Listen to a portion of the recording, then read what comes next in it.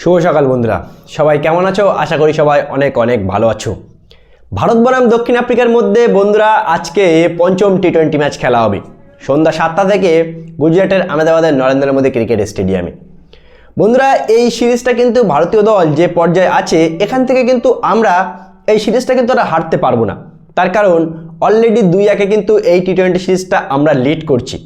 যেহেতু চতুর্থ টি-20 ম্যাচটা বন্ধুরা কুয়াশার কারণে বাতিল হয়ে যায় লখনৌতে, সেই হিসেবে কিন্তু বন্ধুরা আজকের টি-20 ম্যাচটা মানে পঞ্চম টি-20 ম্যাচটা যদি দক্ষিণ আফ্রিকা জিতেও যায় তাহলে 2-2 এই টি-20 সিরিজটা ড্র হবে, ভারত হারবে না।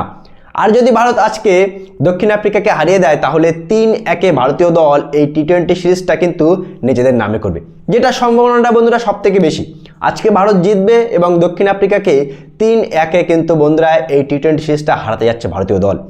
আর আজকে তোমরা আরও একটা লেটেস্ট জিনিস দেখতে পাবে বন্ধুরা, সেটা হলো আজকে সঞ্জু স্যামসন ওপেনিং করবে। সঞ্জু স্যামসন ওপেনিং করবে আর ম্যানেজমেন্ট শুভমান গিলকে একটা চোটের বাহানা দেখিয়ে শুভমান গিলকে বাইরে বসিয়ে রাখবে, যেটা চতুর্থ টি-20 ম্যাচেও কিন্তু হয়েছিল বন্ধুরা। চতুর্থ টি-20 ম্যাচে সঞ্জু স্যামসন সুযোগ পেয়েছিল, কিন্তু কুয়াশার কারণে সঞ্জুর ভাগ্যটা খারাপ ছিল যে সে খেলতে পারেনি এবং পারফরমেন্স করতে পারেনি। আর আজকেও সেটা হবে।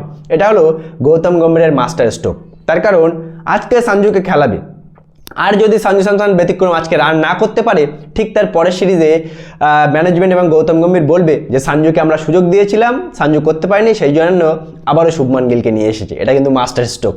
সুতরাং আজকে আমরা সঞ্জু স্যামসনকে ওপেনিং করতে দেখব এবং আমরা চাইবো যে সঞ্জু অ্যাটলিস্ট 50 মারে, অ্যাটলিস্ট এমন একটা ইনিংস খেলে দেয় যেন পরের সিরিজে বা আগামী টি-20 বিশ্বকাপে সঞ্জুকে বাইরে না রাখে আমাদের এই ম্যানেজমেন্ট।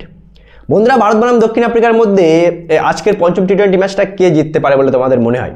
ভারতীয় দল কি 3-1 এই টি-20 সিরিজটা জিততে যাচ্ছে, না দক্ষিণ আফ্রিকা আজকে একটা অঘটন ঘটিয়ে দিয়ে এই টি-20 সিরিজটা 2-2 ড্র করবে?